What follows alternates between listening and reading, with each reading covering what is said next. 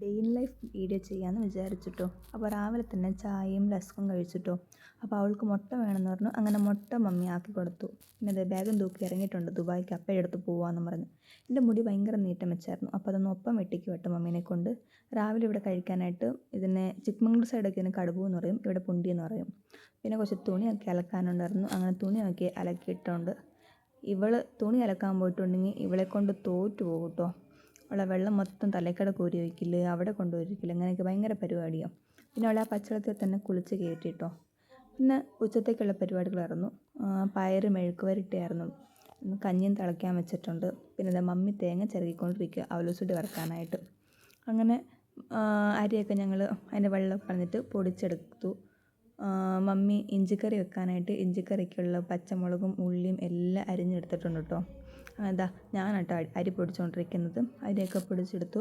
പിന്നെ അതിനാവശ്യമായിട്ടുള്ള തേങ്ങ ഇട്ടിട്ട് ശരിക്കൊന്ന് മിക്സാക്കി വെച്ചിട്ടുണ്ട് കേട്ടോ. പിന്നെ അതാ ഉള്ളിയും പച്ചമുളകും ഇഞ്ചിയെല്ലാം അരിഞ്ഞ് വെച്ചിട്ടുണ്ട്. അതിനുള്ള തേങ്ങയും മമ്മി വറുത്തെടുക്കുന്നുണ്ട്. പിന്നെ ഒരു പാൻ വെച്ചിട്ട് അതിലോട്ട് നമ്മൾ അരിഞ്ഞ് വെച്ച സാധനങ്ങളൊക്കെ ഇട്ട് കൊടുക്കുന്നുണ്ട് കേട്ടോ. അപ്പോഴത്തേനും പപ്പ അതാ പോയിട്ട് ഏത്തപ്പഴം വാങ്ങിച്ചിട്ട് വന്നു. അപ്പം ഞങ്ങൾ അത് ഓരോന്നെടുത്ത് കഴിച്ചിട്ടോ. ഇഞ്ചിക്കറിക്കുള്ള ഉള്ളിയൊക്കെ ഇട്ട് വഴൽ വന്നിട്ടുണ്ട്. പിന്നെ അതിന് തേങ്ങയും അമ്മമാർ രണ്ടുപേരും കൂടിയിട്ട് അടുക്കളയിൽ നിൽക്കുന്നത്. അപ്പോൾ ഇഞ്ചിക്കറിക്ക് വേണ്ടിയുള്ള പുളിയാട്ടോ ഇത്, പുളിവെള്ളം. ഇതിലേക്ക് ഇപ്പോൾ തേങ്ങ എത്ര വരണ്ട വന്ന ശേഷം അതിലേക്ക് മുളക് പൊടി മല്ലിപ്പൊടി എല്ലാം ഇട്ടിട്ട് ശരിക്കൊന്ന് മിക്സ് ആയതിന് ശേഷം ചൂടാറിയതിന് ശേഷം നമ്മളത് മിക്സിലിട്ട് അരച്ചെടുക്കുക കേട്ടോ. അപ്പോൾ തന്നെ കഞ്ഞിയും തിളച്ച് വന്നിട്ടുണ്ട്.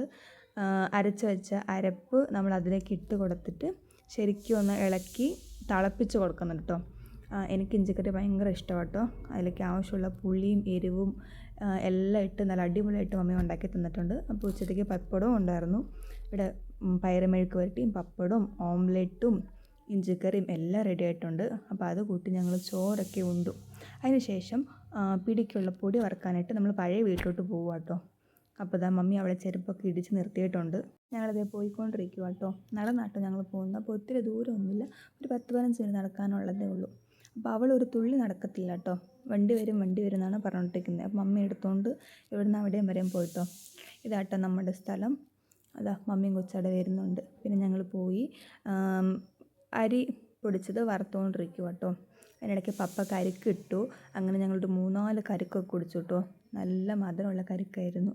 അതിനുശേഷം അവൾക്ക് വേണമെന്ന് പറഞ്ഞിട്ട് പിന്നെയും ഞങ്ങൾ കരിക്കിട്ട് അവൾക്ക് കരിക്കും വെള്ളം അതിൻ്റെ കഞ്ഞി എല്ലാം കൊടുത്തു. ഇതാ പപ്പ അവിടെ നിന്ന് കരിക്ക് കുടിക്കുന്നുണ്ട്. പിന്നെ ഇതാ നമ്മുടെ പപ്പ നട്ടേക്കുന്ന ഏത്തവാഴയും കവുങ്ങും പയറും എല്ലാം ഉണ്ട്. അപ്പോൾ ഇതാട്ടെ നമ്മുടെ പഴയ വീട്. ഇപ്പം നമ്മളവിടെ താമസമില്ല കേട്ടോ. നമ്മളിപ്പോൾ പുതിയ വീട്ടിലോട്ട് മാറിയിട്ടുണ്ട്.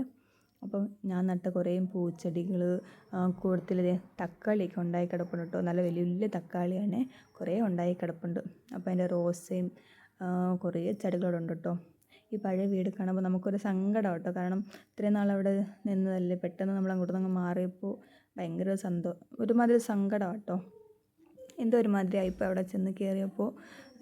ഇപ്പം നമ്മളങ്ങോട്ട് പോകൽ തീരെ കുറവാണ്. ഇങ്ങനെ ഇടയ്ക്കിടയ്ക്ക് ഓരോ ദിവസങ്ങളിൽ ഇങ്ങനെ പോകുന്നതേ ഉള്ളൂ.